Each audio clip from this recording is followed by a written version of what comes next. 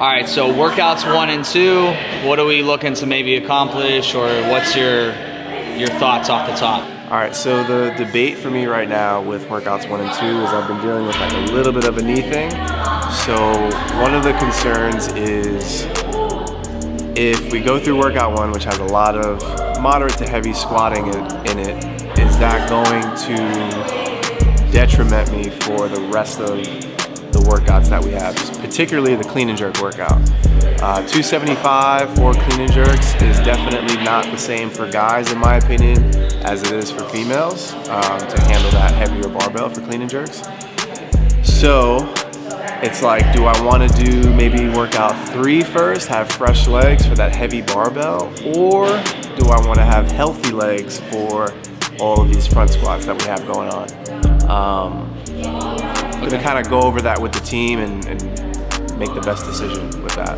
Cool. But if my legs were good, I would just go workout 1 first. Just kind of go in order of what's right there. Yeah. So this new season's upon us, it's happening, the Open has happened, we're at quarterfinals now, coming off the games last year, there might be some pressure to repeat, whatever. How do you deal with the pressure? There's no pressure. All right, we're here for a reason. All right, C's last year is my last year doing team with them, so just gonna get the work done, you know what I'm saying? And that's it, there's no pressure. We're just having fun out here and just working hard, like how we've been training. Let the work work. Exactly. Yeah, I think pressure is something you learn to work through time. So 10 years of experience means I have 10 years of experience dealing with that pressure. So mostly for me, it's about preparing for the unknown. So like all today, we've been waiting for it to come out. And I think that's the worst type of pressure.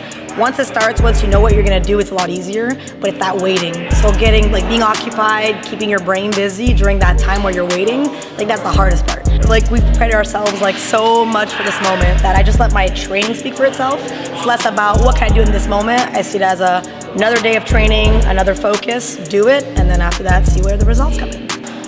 Handling pressure really comes down for me to my experience, where I've been. When I feel it heavily, I really think about the people that are counting on me and that the people that need me to perform and execute.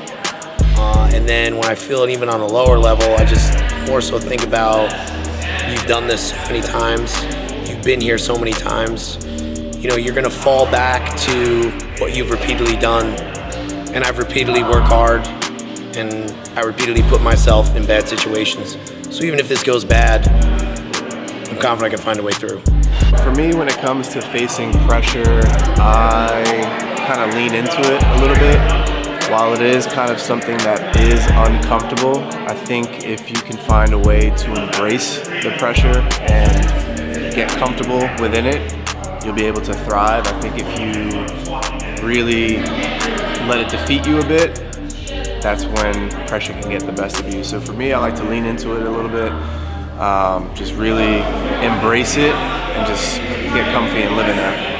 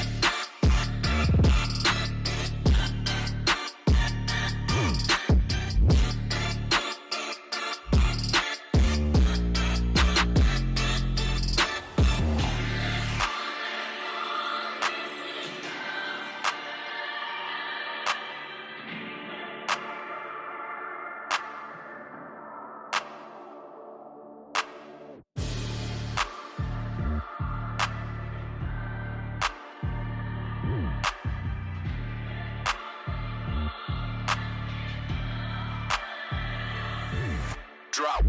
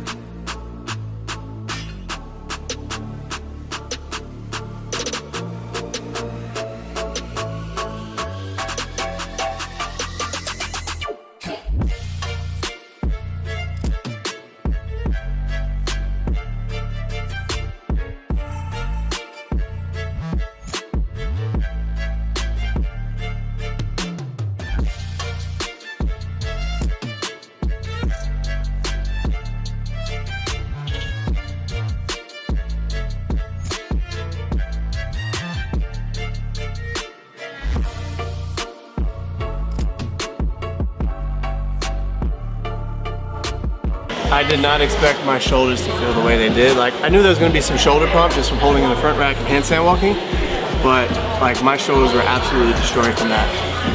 Yeah, the transition from going from the front squats right into the handstand walk, it was almost like a little bit paralyzing with your shoulders. Like, you wouldn't expect the front rack position to affect you that much, but it was super pumped up. And then, but honestly, as I got deeper into the handstand walk, they almost felt a little better. It's like almost like our shoulders came back a little bit, but the transition from the front rack to handstand walk was super pumpy. You started out going first. Yeah, so if you were to do it again, would you alternate rounds maybe? You could do that, but then you get fucked because you have to go handstand walk, front squat, handstand walk. Like, that's a lot of damage. Honestly, I think the rest of the squat isn't a long enough time. I think if we were to do it again, I would start and try and manage it. And if I needed to, I would ask you to switch. Like, I would be ready. Like, you would have to be ready to switch. Yeah. That's the only thing I would change. But like, I started going from the front squat to the handstand walk thinking that I was gonna need more rest on the front squats because of my whole knee situation. But that wasn't the case. It was, I needed the break before the handstand walks. When I had both knee surgeries, I would have one handstand walk Oh, you just to get away from it. You'd like not kidding. Shopping. I wish. Handstand walking down the aisle, like grabbing stuff upside down. I would. I'd have to work on the toesies, like grabbing the cans and stuff, grabbing the. I see her like perfectly straight up, and then I was like, you just scorpion. I just scorpion so We hard. can Like, work on it if you want. we might have to. You can teach me some squat stuff, and I'll teach you some handstand stuff. Yes. Honestly, I thought it was going to be worse, but it felt pretty good. You know, we paced the front squats, the handstand walk, the girls kind of rested, waiting for the guys. Just chilling. It was a fun one, I guess. Glad it's out the way. Last one. Super clean. Clean reps. We'll see what the judges say though. We're Mr. Clean on this. Full clean.